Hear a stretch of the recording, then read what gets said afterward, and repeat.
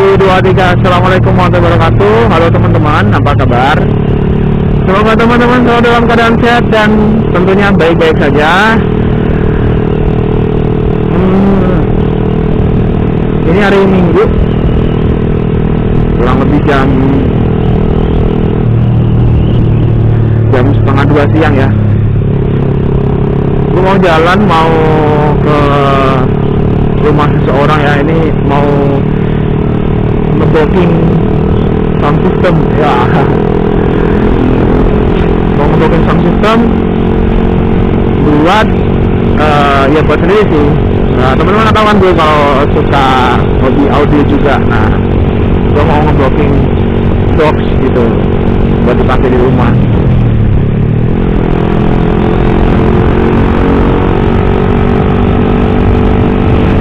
Rumahnya cukup jauh sih ya.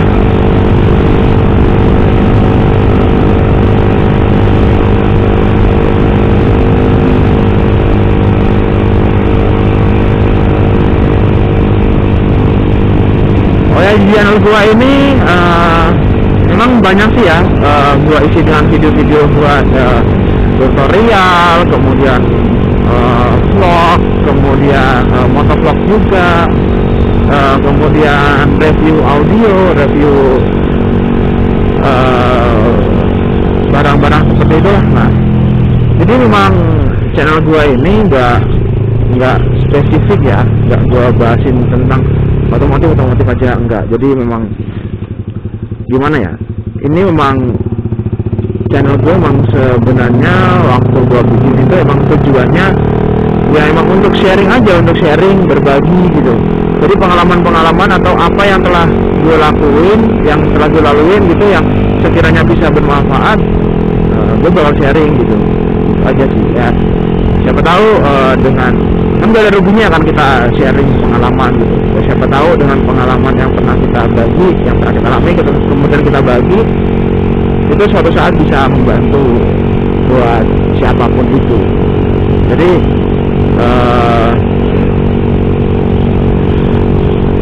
gue mohon maaf kalau misalnya memang teman-teman di channel gue isinya tuh nggak mengfokuskan kepada misalnya otomotif aja gitu, enggak.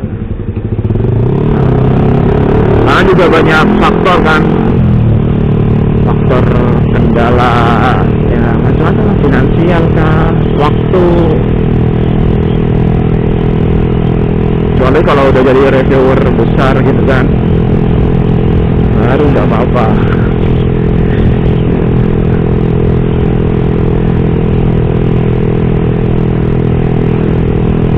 Ini jalannya cukup sepi ya, mungkin karena ini kan jam istirahat siang ya hitungannya ya, jam 1:30, ini masih jam-jamnya orang istirahat tidur, mungkin tidur siang, apalagi ini bulan puasa ya. Banyak juga buat teman-teman yang menjalankan ibadah puasa gitu, gue ucapkan selamat menjalankan ibadah puasa. Semoga ibadah puasanya lancar sampai akhir nanti, dan tentunya juga semoga ibadahnya berkah gitu ya. Karena percuma kita udah ibadah susah-susah, udah puasa kan nahan lapar, nahan hawa nafsu, tapi nggak berkah, itu kan jadi percuma, sia-sia buat kita. Jadi semoga ibadahnya teman-teman, apapun itu, apapun ibadahnya, sekecil apapun, semoga berkah ya. Amin.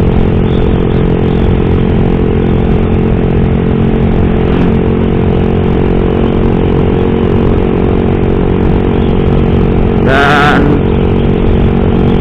ini gua ada di daerah Tayu, kecamatan Tayu ya teman-teman ya, daerah Pati ya,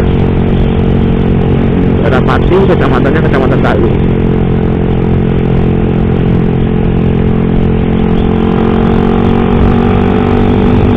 Di sini tuh udaranya sudah termasuk sejuk ya teman-teman ya, tergolong di kaki gunung, soalnya tergolong dataran tinggi sebenarnya di sini. Jadi udaranya tuh sejuk banget. Ini kan cerah, cuma udaranya sejuk, nggak panas. Beda dengan tempat gua, kampung gua itu panas banget, panas pol.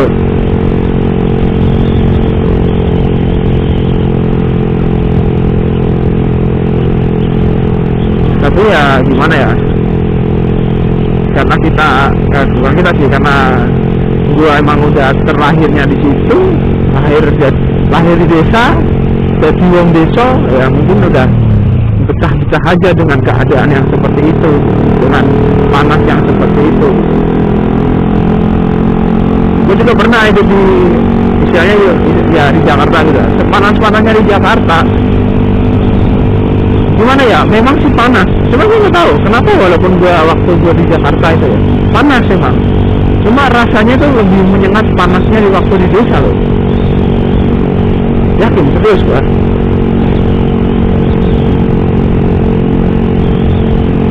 Nggak tahu kenapa ya.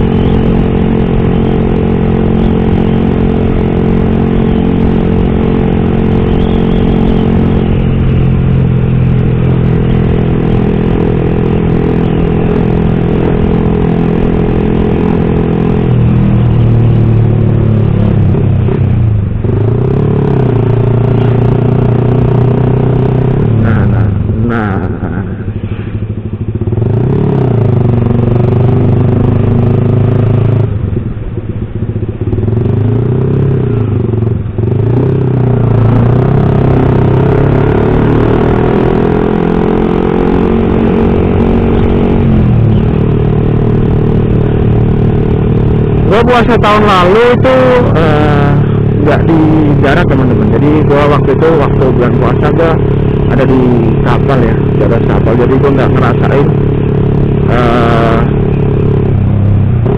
puasa tahun lalu ketika di darat waktu rame-ramenya corona. Cuma gimana ya, menurut gua sih kasihan banget ya. Bukan kasihan sih, corona ini tuh menyebabkan banyak sekali budaya-budaya yang hilang menurut gua, budaya-budaya asli yang berpotensi hilang gitu. Kenapa gua bilang bisa berpotensi hilang? Yang pertama, ya tahu sendirilah, social distancing. Sebenarnya social distancingnya tuh nggak apa-apa, cuma yang menurut gua tuh bikin memudar atau menghilangnya budaya-budaya lokal itu larangan-larangan yang sebenarnya itu gimana ya, menurut gua kontroversial. Kenapa gue bisa bilang kontroversial? Nah, jadi kontroversialnya itu kayak gini. Contoh,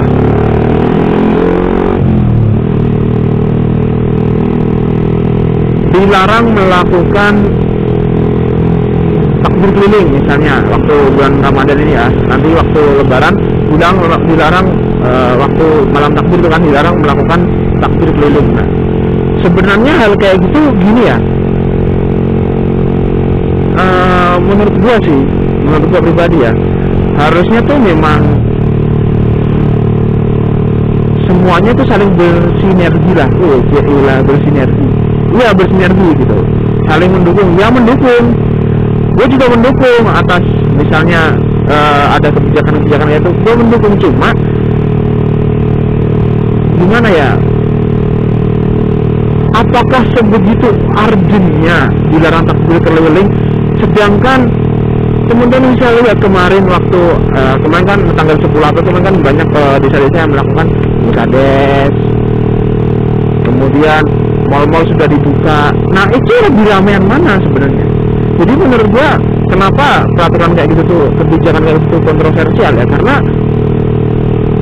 sebenarnya kalau memang dilarang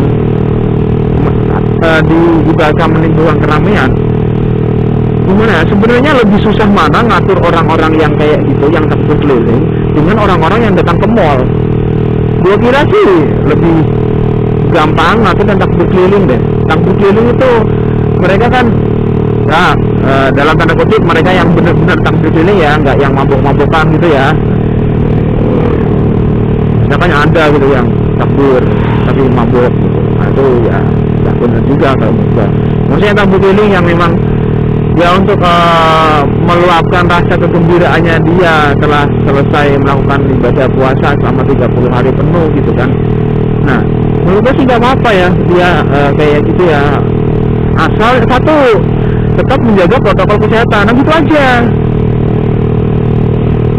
tetap menjaga protokol kesehatan, udah selesai. Itu contoh satu. Contoh lagi kemarin waktu tahun baru, ini pengalaman pribadi malah ya, ini malah pengalaman pribadi gue ya. Gue makan di rumah gue sendiri, nah, dan itu cuma 8 orang di situ.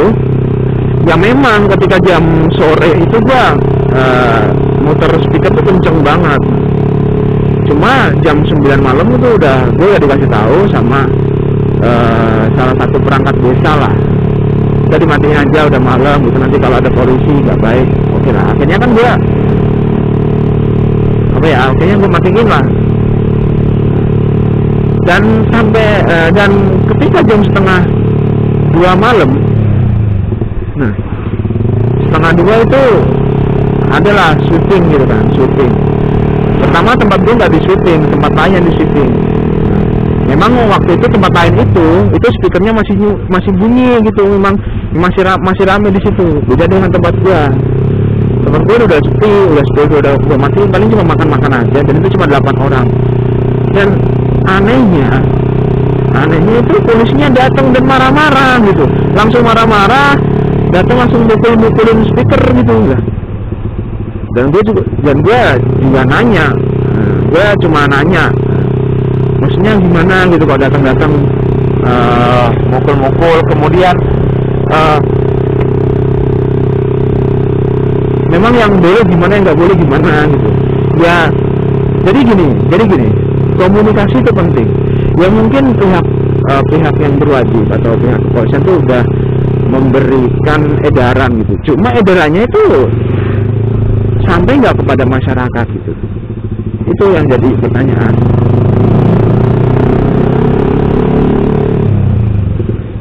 Dan jujur aja di tempat gua itu nggak sampai gitu, edarannya nggak sampai di tempat gua.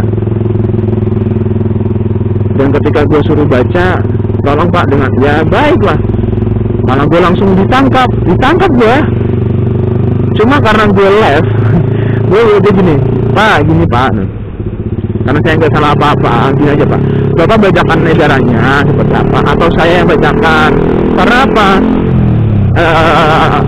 Ketika acara tahun baru itu udah jadi rahasia umum, pasti bukan cuma tempat ini yang ngadain makan-makan, bakar-bakar kan, udah pasti di tempat-tempat lain juga ada.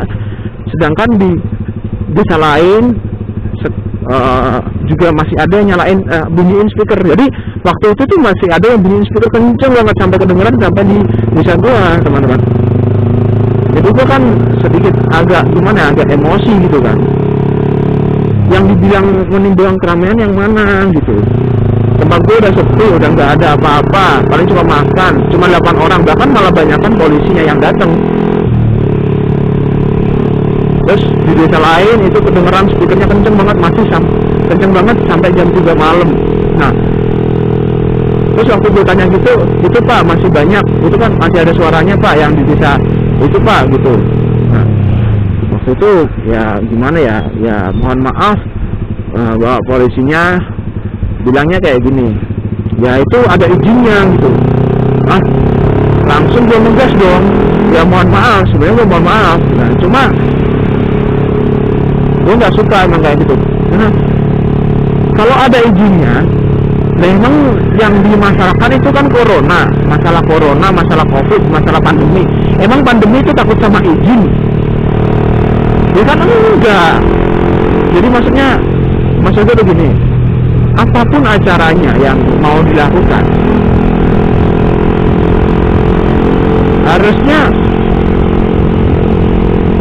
gimana? Larangan itu bukan solusi menurut gua.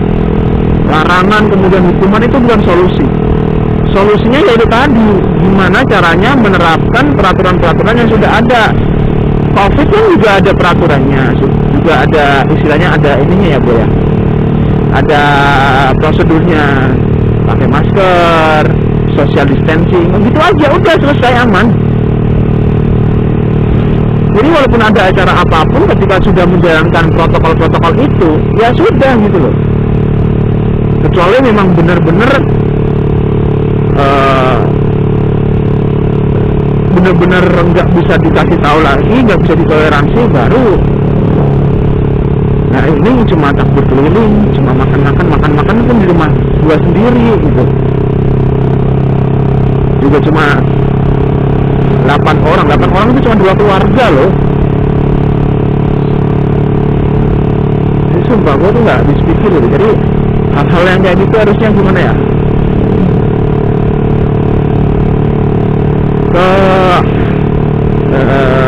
menurut gue sih lebih mengutamakan arogansi sih menurut gue sih gitu sih. Ya semoga dengan itu bisa menjadi pembelajaran bersama gitu.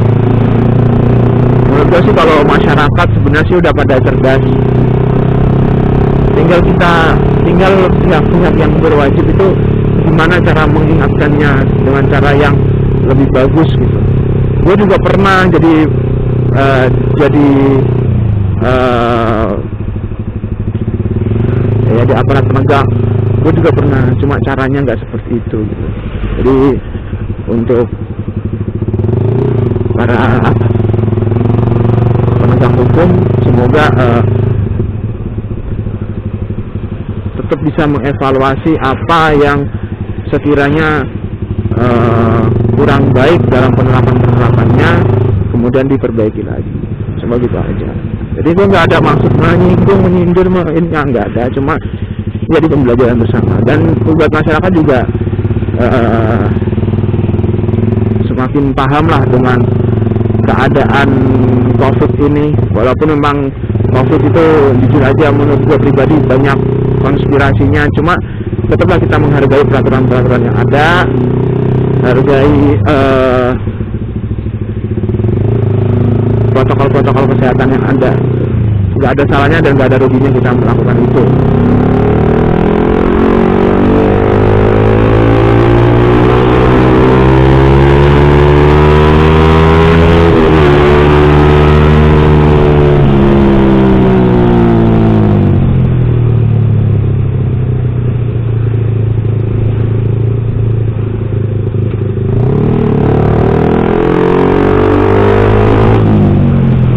Rame banget ya, tumben.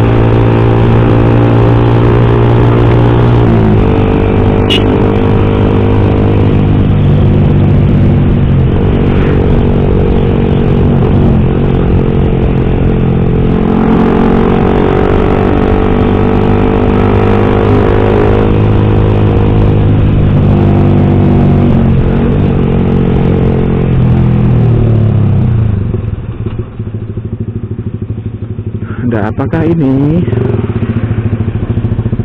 Oh, macet.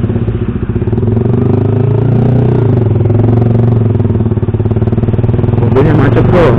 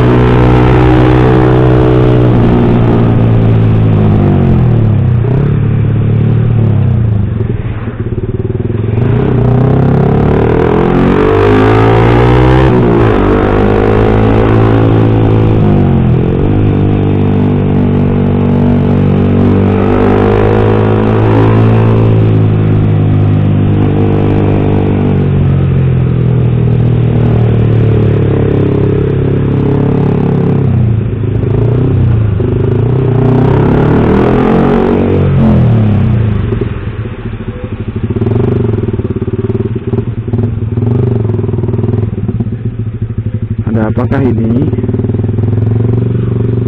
Oh.